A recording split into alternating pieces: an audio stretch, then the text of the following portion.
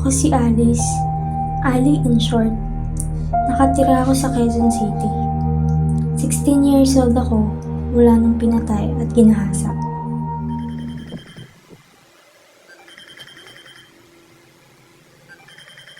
Ali, gising na! Tanghali na! Hindi ka pa kumakain!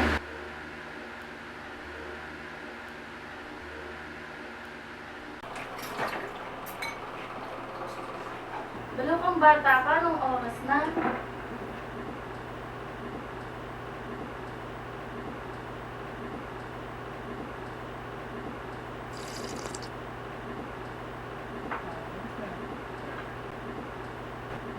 Ay, nakong batang to. Akala mo naman talagang may gaya. Hindi man lang ilagay sa hugasan.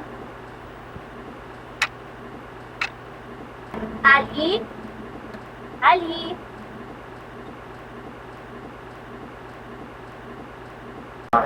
Nico, ano ka saan? Oo, andyan. Kakaba lang. Salamat. Tao po. Hi po. Pasok po kayo. Wala?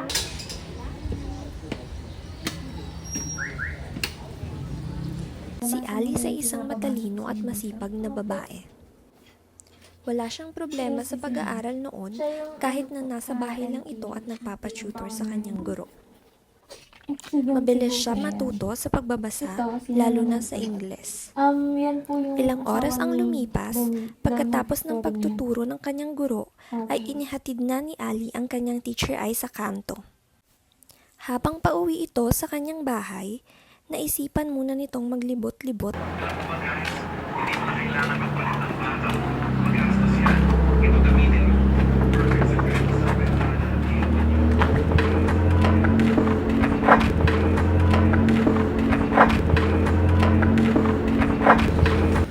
Kuya, wag po. Maawa po kayo sa akin. Ingay mo, ah.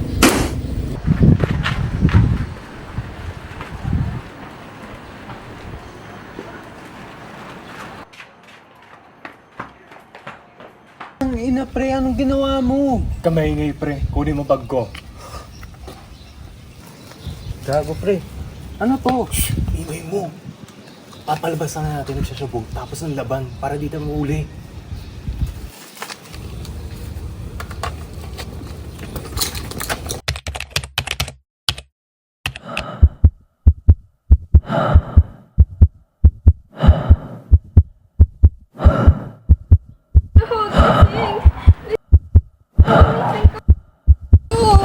Uy! Ang ginawa niyo sa kapatid ko! Hindi nagdodroga ang kapatid ko!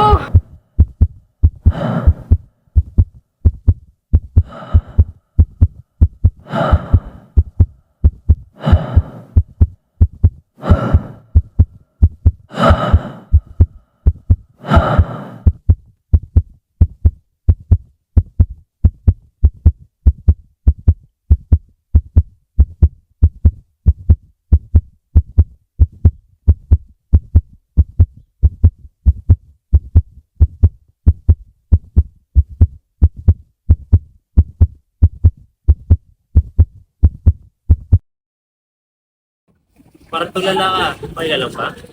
Okay lang. Wala lang. Ano, may pinapakuha pala yung tatay mo sa bahay namin. Gusto mo kunin na? Sige po. Sige, tara. Anong ginagawa mo sa palengke?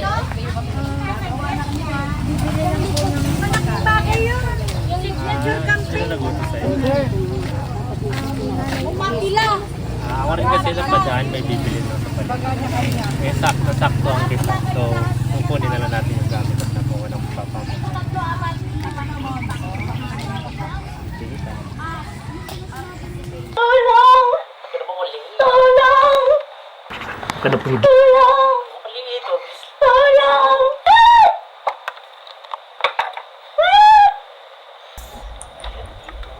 Walang habas akong pinapoy at pinatay ng hindi nakuha ang hustisya. Ganito na ba ngayon? Kung sino na dapat ang pumoprotekta ay sila pa ang umaabuso. Paano na ang hustisya? Paano na ang seguridad? Patuloy na lang bang hindi mabibigyan ng boses ang mahihina at walang laban? Libong tao ang humihingi ng saklola kagaya ko. dahil sa mapang-aping ginagawa ng matataas na opisyal. Mga taong hindi nabigyan ng hustisya sa mga malulupit na kamay. Bakit? Bakit nila ito ginagawa? Ano ang kanilang mapapala? Bakit puno ng bakit na tila ba'y hindi mabigyan ng sagot sa mahabang panahon?